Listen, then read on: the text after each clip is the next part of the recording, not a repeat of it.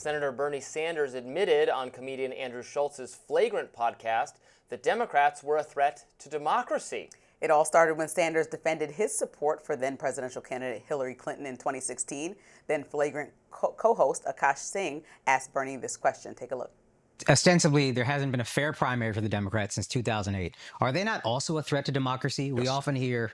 Fair enough. That is, yeah, I'm not going to argue with that point. And that's why I'm proudly an independent. And that's the struggle. Are they going to open the door, or are they prepared to lose elections, literally, and maintain the status quo? Go down with the Titanic. Sanders also said that he thinks he's run his last race since he is 87 years old.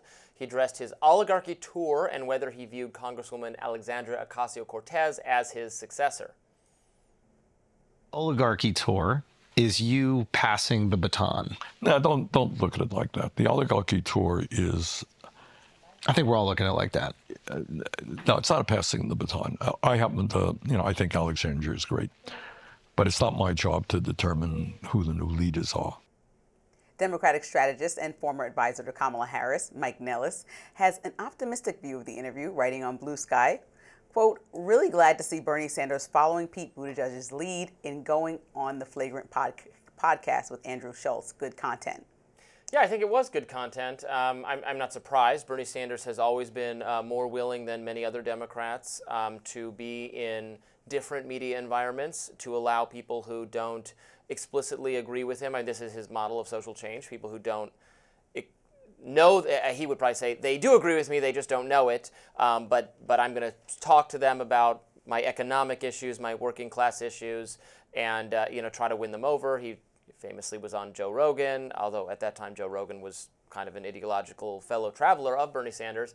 I also saw a clip from this interview where he really laid into, Bernie Sanders did, into identity politics, talking about how it's just poison for Democrats to uplift those issues. While we certainly want non-discrimination and good treatment for everyone, it's like your identity doesn't make you a good person. It's what do you stand for, what your values are, that I think is very, very appealing, especially to the podcast bro kind of circuit. He talked about how his supporters, were smeared as sexist and racist by, he said, just by the Democratic establishment that was totally beholden to Hillary Clinton and was totally trying to get him out of the way so that he would not be an obstacle to her coronation as the nominee and then the president. Coronation. That's basically what it was. That's what they wanted it to be. It was not a coronation.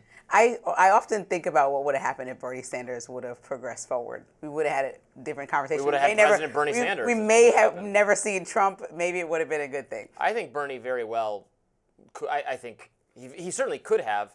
I think he might have even been likely to win in 2016 because just based on the outcome in the momentum. race. Young people loved him. But one thing that I love about... Sorry, I'll stop cutting you off. But she lost Pennsylvania and Michigan, states where I think Bernie would have overperformed her. But go ahead. Right, simple numbers thing. I think that Bernie has been consistent in his views of just staying and protecting the working class. And I think both parties can learn from them. I mean, the big budget bill trying to cut Medicaid for millions of Americans, Republicans can learn from him, but also Democrats can learn from him of stop going with the flow and the establishment and understand that the working American feels forgotten about. You guys are speaking over their heads.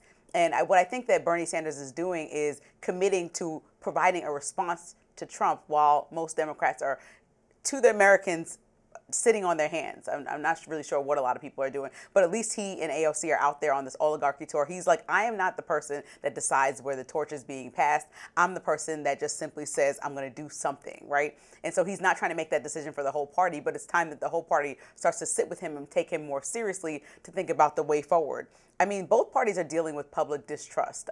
Like, we have to figure out how to come together. And I think Bernie, by going on podcasts like this, being open to not sitting in his own echo chamber, is really doing a good job. And I think that, that's a opening, even if you don't believe that it's AOC for the next iteration of the party, it's an opening to have a conversation with people like AOC, with people like Bernie Sanders, to figure out what this midterm strategy is. Because the worst thing that I really find annoying is that for 4 years, Trump was president and Democrats complained about all that he was doing, being a dictator, making all the Nazi references and everything that you can think about.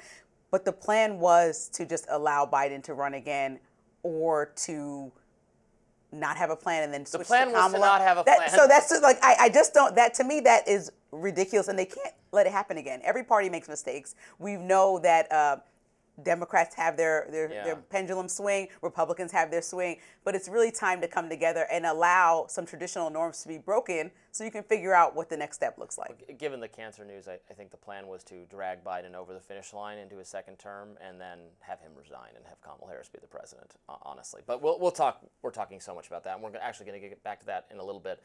Staying on Bernie, I even think he handled this well, that exactly what you brought up, the question about AOC being the successor, and he says, well, because he's a actual democratic thinker, he's like, well, it's not for me to decide who the next leader of this movement is, it's for the people to decide. I like her, I've helped introduce her to hopefully a wider variety of people, and then it's up to her and it's up to what the voters think.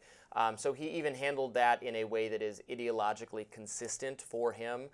You know, credit where credit's due. I don't agree with Bernie Sanders on the vast majority of economic policies, at least. I think I somewhat agree with his foreign policy ideas, and I certainly appreciate his cultural views on identity politics not being the greatest thing for either for America or for the fate of the Democratic Party, that the Democratic Party tying itself to wokeness or pronouns in bios or whatever that is was not a good move from the standpoint of getting more Democrats elected. So, you know, I continue to appreciate his participation in this dialogue, even though he's certainly not my guy. But I think Bernie Sanders advising the next candidate for president would be a great idea. I think we definitely need to figure out a more centrist position to take in order to win the election in the future and not have somebody like Vance progress forward or Marco Rubio and be the candidate in a couple of years and beat the Democratic Party. But I also think that Bernie has a lot of good things to say and really resonated with young people. And if the conversation was all about age over the next election, first it was about Biden's age, then it was about Trump's age, then it was about both of their ages. And Bernie is a similar age to both of them, but also really translates, is on some of the most popular podcasts. Like you said, he's been on Joe Rogan, he's on Andrew Schulz podcast, and is just sitting there lounging like an everyday friend, having a chat. I think that says something about cutting through and speaking to young people as opposed to age saying it. He's a reminder that it's not the number itself. Everybody ages differently, and he is not, again, while I don't agree with him, he's not lost any of his coherence or mental capacity. He is aging well. He's not hit that point yet where you see a diminished capability, as we've clearly seen with Biden. So it is, people age differently. Some of our members of Congress are still, you know, rare and ready to go in their maybe their late 80s. Although, you know, when you get up to that point, we're not doing 100-year-old Congress people. Just more and more likely that you're going to have some sudden decline. I mean, you know, most of us know this from our elderly relatives, that they're fine one day and then the next day you notice that, hey, you're a little out of it, and then it's like there can be a very rapid decline that happens during your term in office. So I would still like to get some younger people represented in the halls of Congress. Bernie Sanders is needed to do that. So up next, from Springsteen to Beyonce, Trump accuses Kamala Harris of paying every celebrity for their endorsements.